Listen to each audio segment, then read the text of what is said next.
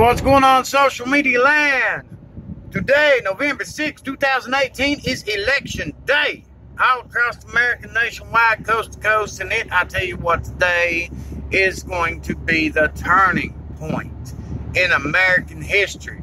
It's going to be the most important election results in the last century, because everything that's going on right now is going to determine whether Americans want results or if we want excuses. If the Republican Party takes the House and the Senate, then it's a clear message that Americans are sick of the political correctness. We're sick and tired of the blaming everybody, the political fighting, the warfare of he said, she said, you're a racist, you're a homophobe, you're an Islamophobe, you're a Nazi. We're tired of it. We're tired of the encouragement of political violence. It's going to say we want results and not excuses, because the Republican Party is ultimately going to give us results, whereas the Democratic Party will give us nothing but excuses. There's important battles going on all across the United States right now, in small hometowns to big cities, to determine who's going to be in charge. Quite frankly, nationally, we need the Republicans to take the House and the Senate. We need all the people voting that voted for Trump. We need the Democrats that voted for Trump, the independents that voted for Trump. We need these people electing the Republicans to take charge. The past 2 years that Trump has been president, we have seen absolutely nothing but protest after protest after protest after protest, and we have seen mob violence. We have seen elected officials from the Democratic Party calling for people to come out here and violently protest and intimidate other voters because of what they feel like should be. They want to take control of every aspect of Americans' lives. They want to tell you every last little thing that's legal and illegal, what's right and what's wrong from their opinion, not yours. They want to control free speech. They want to take away guns and control your rights to self-defense. It's your body and your right to be able to defend yourself, your family, and your home. You would think that would be their logic, but no. They don't want it to be your body or your right to defend yourself, your family, or your property. They want to take those rights away, but they're perfectly fine with people who don't want to be responsible for their sexual acts, going out here and killing babies in their wombs. And there ain't nothing wrong, let's be clear, with people who have been raped, who have, bad circumstances. If you have to have an abortion, I completely understand that. That's not what this topic's about. We need to put America first. We need to quit listening to these identity politics. The past 2 years, it ain't been nothing but, oh, they're Nazis, oh, they're racist, oh, they're Nazis, oh, they're conspiracy theorists, oh, they're racist, oh, they're Islamophobes, they're homophobes, oh, the blood's on your hands, the blood's on this person's hands because they support guns. Oh, God, that's all they have to offer. They don't have one credible policy plan for anything. They want to abolish ICE. They want to have open borders. They want to have free healthcare, free housing, free this, free that, with no earthly idea how to pay for any of it. No idea. The Democratic Party has shut down our government because they put illegals before American citizens' own interest. And when it comes down to it, folks, when it comes absolutely down to the brass tacks here, America is one big nation.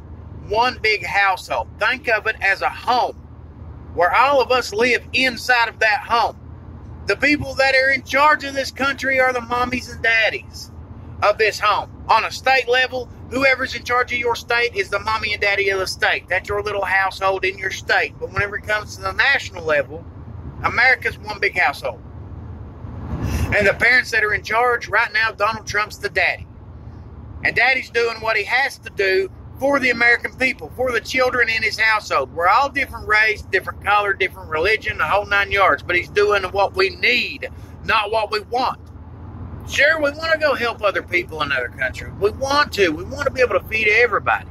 We want to be able to give health care to everybody. We want to be able to do all these nice things. But if we do not take care of our own home, our children will not eat in our own home. That's what it comes down to. Imagine yourself right now, your own household. You're running your own household, the bills that you've got a lien on your house, you've got liens on your car, bank could foreclose any day. You're only making a certain amount of money. Then what happens? Are you fine with 5 people coming in your house, living in your home, eating your food, wearing your kids' clothes? You're responsible for taking care of them. You're responsible for getting them health care, giving them an education, all that good stuff. You can barely take and give your children something to eat that's nice. Like take them out and have a nice steak dinner from time to time. You invite in a few people and you start taking care of all those other people. You start giving them an allowance.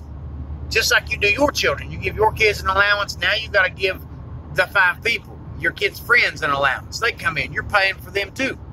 But they're going to take that allowance instead of buying stuff for around the house. They're going to take it and they're going to go back next door where they come from to their mom and dad's house, and they're going to give all that money to their mom and dad. But because you have a limited amount of money, now you have to reduce your own child's allowance to pay for those people that's living in your house. You have to reduce it. You have to reduce the steak dinners and give them some bologna sandwiches. Give them a redneck steak. Fry them up some bologna. You have to go from doing what's in the best interest of your household and your children to taking away from them so that you can care for other people when it's not your responsibility. It's our responsibility to take care of our own homes first. Your kids come up to you and say, Mom, Dad, I want a new car. I want one, period. Go get me a $60,000 big Super Crew Cab Chevy Silverado truck, brand new 2018 edition. I want it now. Can you afford that? It's a want. It sounds good. It'd be nice to have. It'd be awesome to have something like that. You got all the perks, 4-wheel drive in the winter. You can haul stuff. You can go anywhere, do anything, haul a lot of people. It's got a lot of good perks. You can argue with it. But whenever it comes down to it, the popular decision to get the truck's not going to be good for the household. It's not what the household needs. Because you buy the truck, you could lose the house. It's one of those things. That's what we're facing right now. It's political correctness is, let's do what's popular, regardless if we can pay for it or not, regardless how it's going to impact the American people or not, and it makes absolutely no sense. My kids want things from time to time, too. I'd love to be able to go out here and say, hey, let's go buy whatever toy you want, go take you to whatever place you want to go to, let's go to Kings Island, let's go have some fun, let's go on a Disney cruise, let's go do all this cool stuff. But if my tires are bald, my brake lines are bad, the electrical in my house is bad, I've got leaks in the plumbing system, hot water heater's bad, you can't go out here spending all this money on popular things. You can't buy them 100 video games because they want them. You got to look at them sometimes, whether it's popular or not, and say, here's what we need to do as a house. Because if we lose the car, we lose the job. I can't take your brother and sisters to school. We can't do this or that. So we have to do what we need for our household, which means getting new tires, fixing the plumbing, buying a new water heater. You don't want to have to do it. But guess what? That's what you need. That's what's the best interest of the whole household. And that's what America has got right now. That's what we are voting for today, is America's needs above our wants. We need this country to get back on track. We need to get out of debt. We need more jobs. We need to put American citizens first. Because it's their household. They're the ones living here. They're the ones been raised here. And you're going to boot them to the curb so you can do what's popular by everybody else's standards? That's not what America's supposed to be about. We're supposed to take care of our own first. That's why it's a nationalist. You care about the own interest of your country. Your priorities need to be in order. And right now, the president that we've got is the man that is trying to do that. And every single step of the way, the left wing has done nothing but bicker, moan, groan, point fingers, call them racist, call this and they all do all that stuff to guilt trip you, to make you feel sympathy, to make you feel sorry, to make you want to step away and not support somebody because you don't want to be associated with that. And it's fear-mongering. They say, Trump's fear-mongering over the caravan. No, he's not. Fear-mongering was whenever all throughout the last 2 years, it's always been fear-mongering. Oh, God, you can't elect Judge Kavanaugh. You can't elect a rapist whenever, the one woman for sure lied. She's going to have a damn investigation done on her now. They said that Trump was going to put us in World War III because of North Korea. World War III. We can't give him access to nukes. He's going to kill us all. What happens? For the first time in over 70-some years, North and South Korea have peace, and our president had a sit-down face-to-face with Kim Jong-un, Rocket Man, and they were able to work out some agreements. No, it's not the greatest agreements in the world, but at least it's foot's in the door compared to giving them pallets of our money like Obama did to Iran. Just like everybody saying, oh, God, Trump hates the poor people. He don't want to help nobody. Oh, it's healthcare, this, that, the other. Let me put it to you this way. You're going to have the state pay for stuff. All right, look at our roads. Half the roads and stuff are falling apart, and you're wanting to put them in charge of a healthcare system and give everybody healthcare, everybody housing. Everybody's going to get taxed to death. And you know what? When it comes down to it, who are they going to tax? They're going to tax the people that's working. They're going to tax the businesses. Then they're going to let all these illegals come in.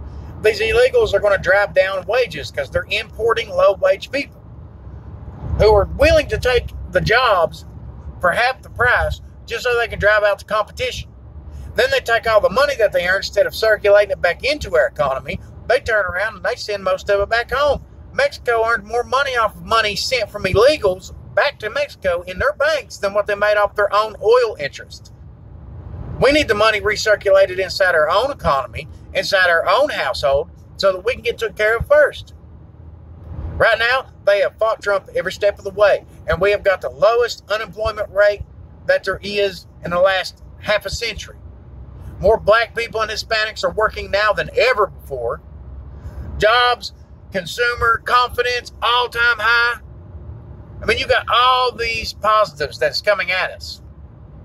Every step of the way, the Democrats have fought against this administration, fought against the agendas, and they have not one reasonable thing to offer, not one rational policy to offer anybody. And if you look at every state and every big city that they're in charge of, the Democratic Party, they are the worst case scenarios in each of those cities. The worst hate crimes, the worst poverty rate, the worst homeless problem, the worst drug epidemics, anything and everything that is bad that they want to claim is on Trump, they have caused.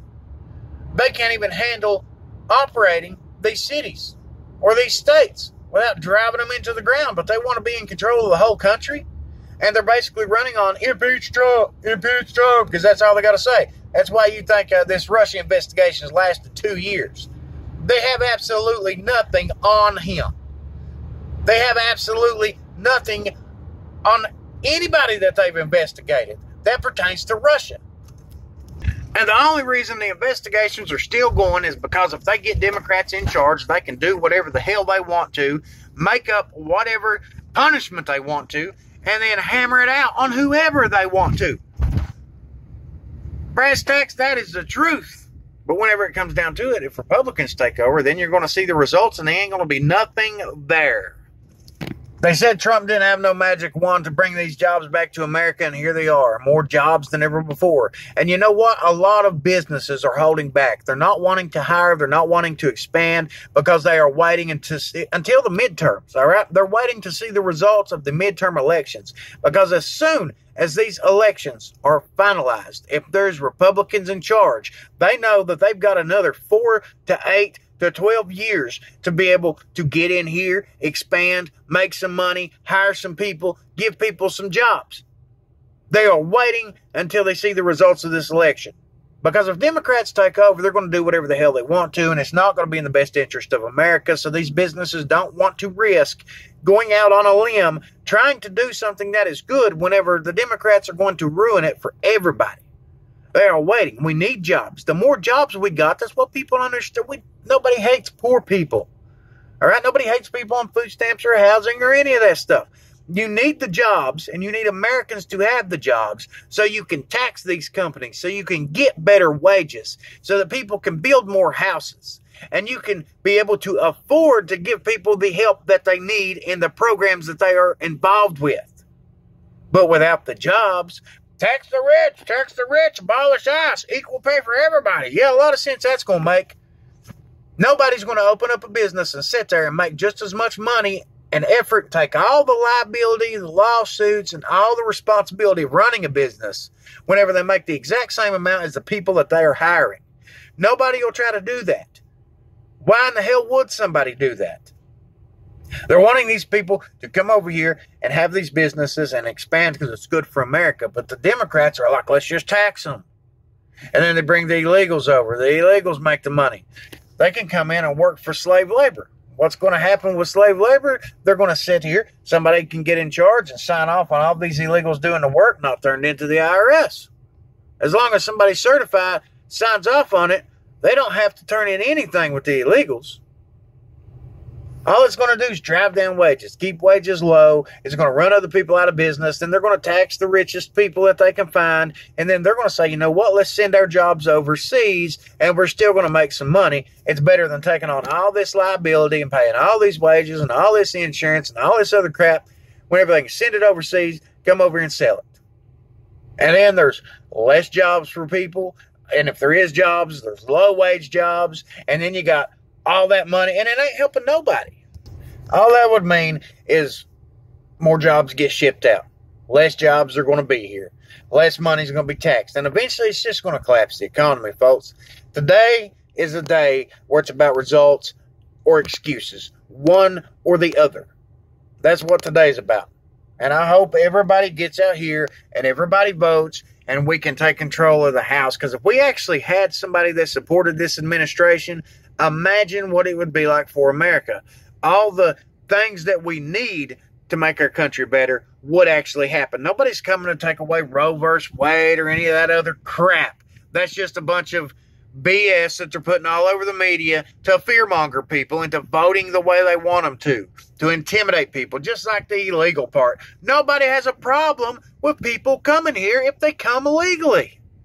You cross the border at a point of entry, and if it's a legitimate claim for asylum, it'll be met, and it'll legally be applied in every aspect. You'll become a citizen. But why in the hell should anybody just walk over a border and come in here and do whatever the hell they want to? Can anybody just walk into your house and just do whatever they want to? No, you want to know who they are, where they come from, references, something about them. Somebody to vouch for them. Before they just come into your house, you have no idea who they are, and you just let them roam free, sleep by your kids, eat your food, whatever. You got to know who they are. There's got to be. And this is just rational stuff, man. Rational, reasonable stuff that people should be able to relate to on some level. That's what we're voting for today. So hopefully everybody gets out here and votes. This is just my rant for the day. I'll be back later. We'll talk about some of this election stuff. We'll see how it goes. And let's just hope that people decide to vote for America first. Because if not, they're essentially voting against their own children's future.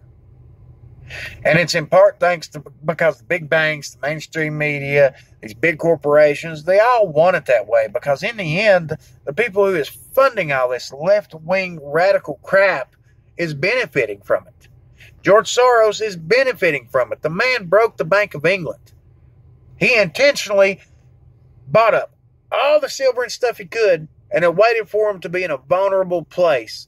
Then he bet against the market, released all that silver, collapsed the bank, and damn near destroyed a country. He's trying to do the same thing to America. He wants to control things. A global order would be horrible for everybody. Period. Get out and vote. Don't stay at home. Make your voice known. This is Steve Crow.